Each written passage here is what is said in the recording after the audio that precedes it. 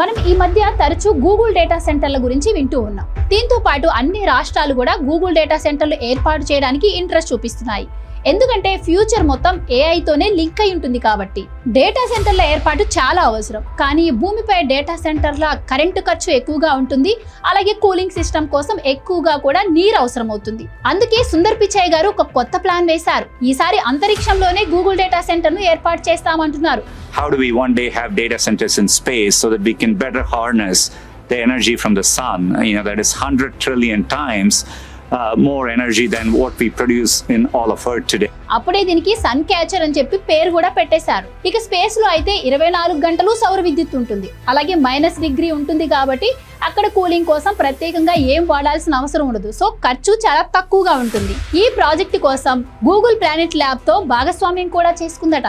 ఇక 2027లో ఈ ప్రాజెక్టు మొదలవుతుందట. వీటికి కావలసినటువంటి యంత్రాలు, రేకులు ఇవన్నీ కూడా శాటిలైట్ ద్వారా పైకి పంపించి ఆ తర్వాత స్కేలింగ్ ను ప్రారంభిస్తారట. సుందర్ పిచాయ్ ఈ మాట చెప్పగానే ఎలాన్ మస్క్ వెంటనే ఇంట్రెస్టింగ్ అని స్పందించారు.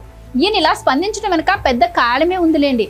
ఎందుకు అంటే రాకెట్ల ప్రయోగంలో ఎలాన్ మస్క్ కి సంబంధించిన space X company number 1 position లో ఉంది. మరి ఈ ప్రాజెక్ట్ సక్సెస్ అయితే రాకెట్లకు డిమాండ్ పెరుగుతుంది కదా.